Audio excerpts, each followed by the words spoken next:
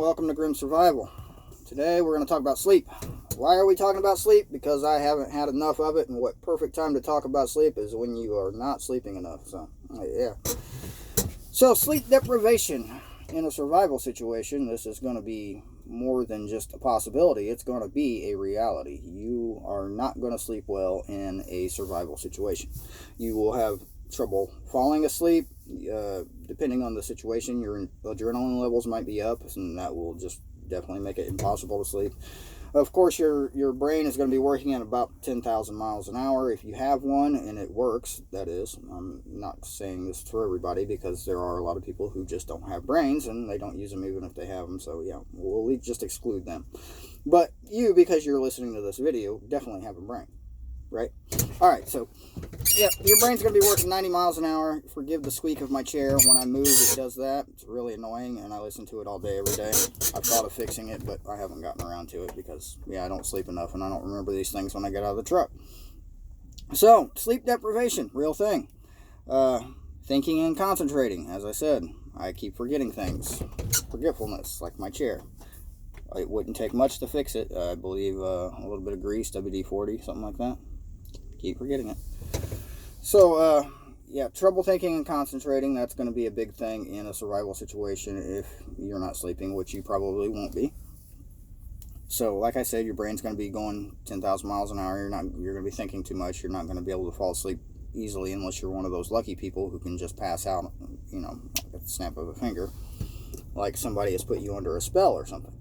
Okay, but I don't believe in spells. Well, I kind of do, but that's a whole different debate. Anyway, moving on. This counts. See how many times I say anyway in this video. Memory issues, trouble thinking and concentrating are two key factors in a survival situation or in a sleep-deprived situation, which that alone could turn into a survival situation. But in any SHTF scenario, sleep deprivation is going to be a factor. So knowing the symptoms beforehand is like really important. Weight gain is one big thing you don't know about sleep deprivation. People who don't sleep, their body has two hormones that control your feeling of hunger and tiredness, and you can throw everything out of whack by not sleeping properly or sleeping enough. Now, science is going to tell you 8 hours, but that's a bunch of BS. You sleep as much as you need to. When you wake up, you're done. That's how that works. If you're lucky and you don't get woken up by something. Most notably an alarm clock. That's what wakes me up pretty much every day. At least 5 days a week. Sometimes 6 and 7 days a week. The alarm clock is lucky it has survived this long. But I paid a lot of money for this phone. So. Poor balance. You could have poor balance from not sleeping. You could be in a, say, lost in the woods survival situation. You're not sleeping very well because maybe you're just, panicked. You're lost in the woods. And you're, for some reason, moving around instead of waiting to be found. Maybe you're in a really remote area. You know your way out. So you've been walking your way out. It might take you a day or so. It might take you 2 days. And, of course, you're going to need rest between times of walking and, the destination. So you're resting maybe a couple hours a night, 2-3 hours a night. You're used to, say, 8 to 12.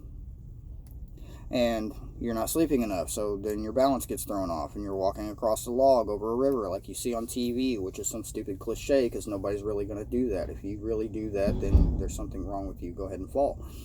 So you're walking across this log that's, is about as wide as you over a river. That's probably about a 60-foot drop, and there's nothing but jagged rocks down there. Instant death guaranteed. And you haven't been sleeping enough. You have a lack of balance. As you're walking across a log, you go that way or that way, either way. And yeah, splat. So, weight gain, poor balance, lack of thinking, memory issues. I'm reading it from a screen over here. I have more than one screen in this truck. It's a crime. You're more prone to accidents. Your hand and eye coordination gets thrown off. So, somebody throws something at you. Here, catch the apple I just found. It hits you in the head. It knocks you out. You have brain damage. You die. Things that could happen. Weaken immunity. So yeah, if you get a scrape cut, your immunity system could not fight bacterial infection quite as well. It definitely will not fight viruses as well. And yeah, get sick and die.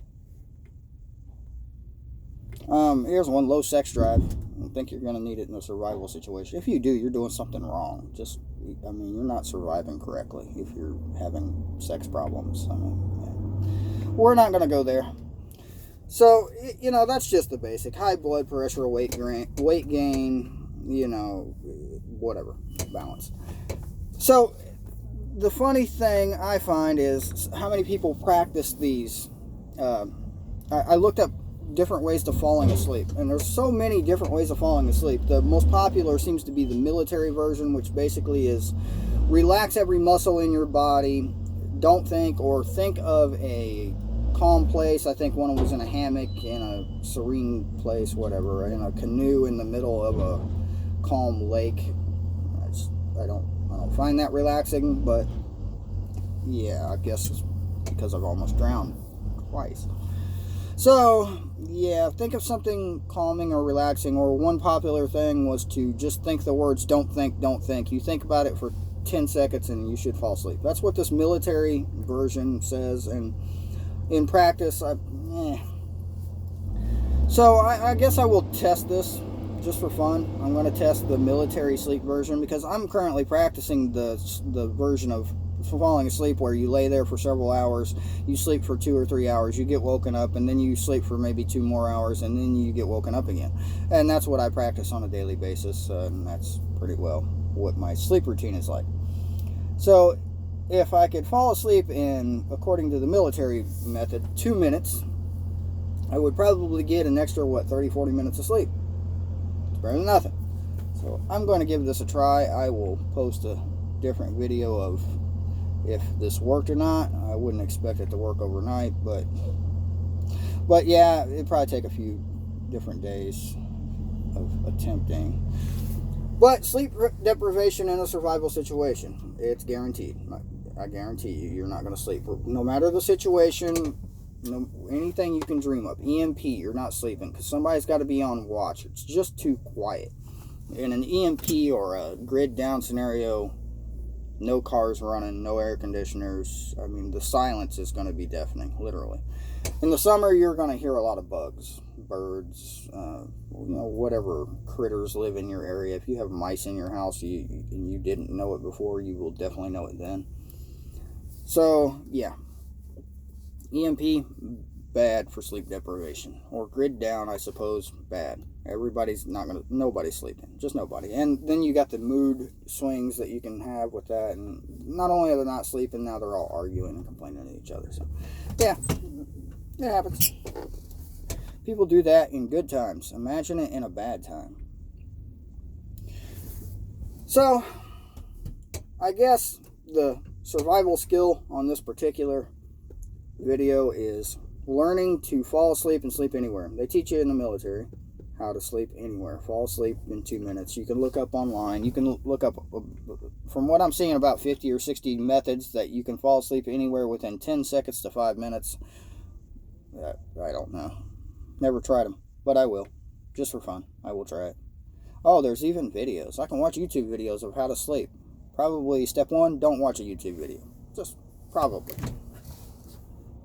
Problem I have, I think, sleeping is I think too much. My brain's constantly moving. I actually have one and I use it, so it's constantly moving. And what can I be doing this, or what did I do today, or why is this happening, or why didn't this happen, and now I'm in the process of making myself work even more by, anyway, different video on that one. So, yeah, working too much. Okay, I'm done. Remember, survival's grim, and I talk too much. 9 minutes and 30 some odd seconds worth. Let's go to 9:39 just for fun before I hit the button. Bye.